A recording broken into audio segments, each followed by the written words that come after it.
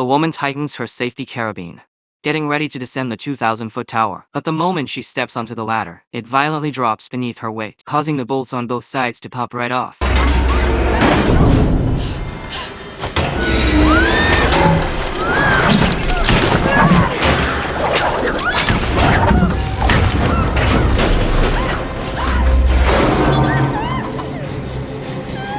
Up at 2,000 feet, the wind is screaming, blowing her around like a ragdoll and slamming her against the tower. Every collision makes the whole structure shake violently, putting her in an extremely critical situation. She signals her best friend to pull the rope while she tries to climb up the tower inch by inch. However, the rusty metal is incredibly slippery. Her friend tries desperately to pull her up, but right at that moment, her friend loses her footing, causing the rope to go slack. The woman drops about 20 feet in an instant, but thankfully the safety rope holds strong, allowing her friend to haul her back up. The woman stretches out her arm, grabbing the ladder just in time, using every ounce of strength to climb back up, until she finally manages to scramble onto the platform. Having narrowly escaped death, she is surprisingly unfazed, and actually starts laughing hysterically without a care. Her friend joins in on the laughter, joking that she should have filmed the whole thing on her phone, but their laughter is cut short very quickly. The woman peeks over the edge and sees the ladder below has completely vanished without a trace. Her face goes pale as the reality sets in. It is a 200-foot drop to the next structural section, but they only have 50 feet of safety rope.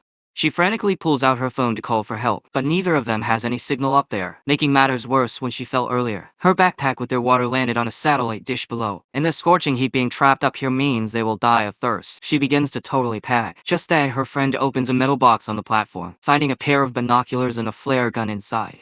Noise that this thing made when it crashed? There is no way nobody heard that. Okay, I'm sure that there are like multiple calls in a 911 as we speak. Seeing this, the woman finally calms down a bit, but then her friend's expression suddenly changes as she notices that on the woman's left leg, there's a long and deep gash, which is bleeding profusely. Our friend quickly takes off her shirt to bandage the wound. Once the bleeding stops, they breathe a sigh of relief, sitting bored on top of the tower just waiting for rescue. However, 5 hours pass and nobody shows up. Getting anxious, her friend takes out her phone again, searching for a signal. Suddenly, she stares at the screen, lost in thought. Soon a smile spreads across her face, and she excitedly explains that, while climbing earlier that morning, she posted a status update from her phone, and she just noticed the post got a like. This means the dead zone is only right around the platform. So if they can get the phone a little lower, they might be able to pick up a signal. So she types out a plea for help, hits send and ties the phone to the safety rope using a hair tie. She slowly lowers the phone down, but even after letting out the full 50 feet of rope, she still does not hear the notification sound indicating the message was sent. Out of options, she climbs down the broken ladder to the underside of the platform and dangles in the air, holding on with just her left hand while suspended over the abyss, trying to let the rope extend as far as possible.